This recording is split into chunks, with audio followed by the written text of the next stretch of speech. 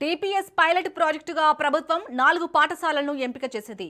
మొదటి విడతలో రంగారెడ్డి జిల్లాలోని ఆరుట్ల, మంచాల పాఠశాలలతో పాటు ఉమ్మడి మహబూబ్నగర్ జిల్లాలోని వంగూరు, పోల్కంపల్లి ఉన్నాయి. రాష్ట్రంలో దశల వారీగా 100 స్కూళ్లను ఏర్పాటు చేయాలని ప్రభుత్వం లక్ష్యంగా పెట్టుకుంది. కార్పొరేట్ పాఠశాలలను తలదన్నేలా ఆరుట్ల టీపీఎస్ వాతావరణం ఆకట్టుకుంటుంది. ఇక్కడ నర్సరీ నుంచి ఇంటర్మీడియట్ వరకు అంతర్జాతీయ ప్రమాణాలతో విద్యను అందించనున్నారు. విద్యార్థులకు ఉదయం అల్పాహారం, మధ్యాహ్న భోజనం, సాయంత్రం స్నాక్స్ అందించనున్నారు. ఇంగ్లీష్ మీడియంలో విద్యా బోధన జరగనుంది. ఆధునిక వసతులు, డిజిటల్ క్లాస్ రూమ్స్, ల్యాబ్స్, గాలి వెలుతురు పుష్కలంగా ఉండే తరగతి గదులు, లైబ్రరీ, జిమ్, డైనింగ్ హాల్స్ తో పాటు cricket, football, volleyball, kho kho, kabaddi, tennis, carroms వంటి ప్రతి క్రీడకు సంబంధించిన మైదానాలు, వసతులు ఏర్పాటు చేశారు. ప్రత్యేక శిక్షకులను కూడా అందుబాటులో ఉంచారు. 40 కోట్ల జనాభా ఉన్న ఈ దేశం ఈనాటి వరకు 75 సంవత్సరాల స్వతంత్ర భారతంలో ఒక్క గోల్డ్ మెడల్ తెచ్చుకోలేదంటే ప్రపంచ దేశాల ముందు తల దించుకోవాల్సిన పరిస్థితి దేశంలో ఉందా లేదా? ఈ చరిత్రను తిరిగి రాయాల్సిన అవసరం మన తెలంగాణ బిడ్డల మీద ఉన్నదా లేదా ఒక్కసారి ఆలోచన చేయండి. అందుకే ఈనాడు ఎవరు విమర్శించినా ఏమనుకున్నా సరే అని యంగ్ ఇండియా స్పోర్ట్స్ యూనివర్సిటీని పబ్లిక్ ప్రైవేట్ పార్ట్నర్షిప్ లో ప్రారంభించడం. 2034 ఒలింపిక్స్ లో తెలంగాణ రాష్ట్రం నుంచి గోల్డ్ మెడల్ సాధించే విధంగా మన పిల్లల్ని క్రీడల్లో తీర్చిదిద్దే బాధ్యత ముఖ్యమంత్రిగా నేను తీసుకుంటా అని చెప్పి ఈ రోజు ఆరుట్లలో ఆవిష్కృతమైన తెలంగాణ పబ్లిక్ స్కూల్ ఆరంభం మాత్రమే అని, రాష్ట్ర వ్యాప్తంగా భవిష్యత్తులో 100 టీపీఎస్లను నెలకొల్పడం తదుపరి తమ కర్తవ్యమని సీఎం రేవంత్ స్పష్టం చేశారు. దేశ భవిష్యత్తు తరగతి గదుల్లో రూపుదిద్దుకుంటుందని, ఇకపై ఒక నినాదం మాత్రమే కాదు, కళ్ల ముందు కనిపించే నిజమని రేవంత్ అన్నారు.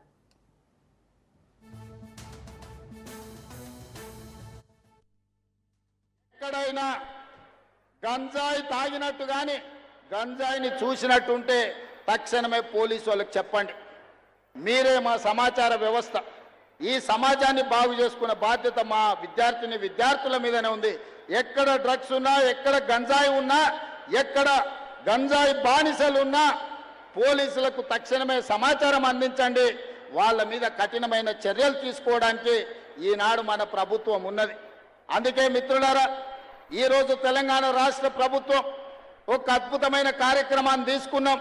ఈ కార్యక్రమాన్ని ముందుకు తీసుకెళ్లడానికి మీ సంపూర్ణమైన సహకారం కావాలి.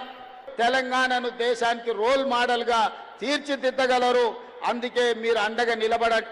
ఫుట్బాల్ ఆడే వాళ్లకు నిలువెత్తు దేవుడు ఆ మెస్సీని హైదరాబాద్ నగరానికి పిలిపించి కోట్లాది మంది క్రీడలకు పిల్లలకు స్ఫూర్తినివ్వాలి అని నేను ప్రయత్నం చేస్తే అందులో కూడా రాజకీయాలు ఎత్తి విమర్శించే కుసంస్కారం ఉన్న వాళ్ళు ఈరోజు తెలంగాణ రాష్ట్రంలో ప్రతిపక్షంలో ఉన్నారు.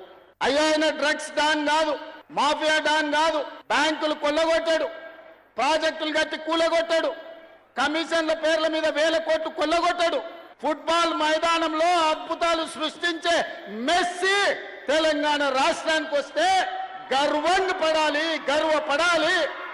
ప్రపంచ దేశాల ముందు మన ఎస్సీ ఎస్టీ మైనారిటీ హాస్టల్లో ఉండే పిల్లల్ని ఉప్పల్ స్టేడియంలోకి తీసుకెళ్లి మెస్సీతో ఫుట్బాల్ ఆడించిన ఆ ఎస్సీ ఎస్టీ బీసీల పిల్లలు స్వయంగా ఎక్కడో టీవీలో చూసే మెస్సీతోని ఉప్పల్ స్టేడియంలో వాళ్ళు ఫుట్బాల్ ఆడితే వాళ్లకు జీవితకాలం మధుర జ్ఞాపకమా కాదా ఒక్కసారి ఆలోచన చెయ్యండి.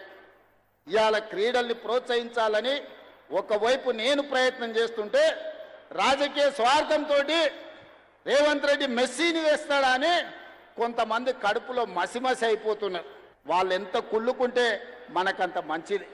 ఆ కుళ్ళుతోనే ఇట్లాంటి కుతంత్రాలతోనే కృషించిపోయి ప్రతిపక్ష హోదా కూడా రాకుండా వాళ్ళు కొట్టుకపోతారని నేను సంపూర్ణంగా విశ్వసిస్తున్నా.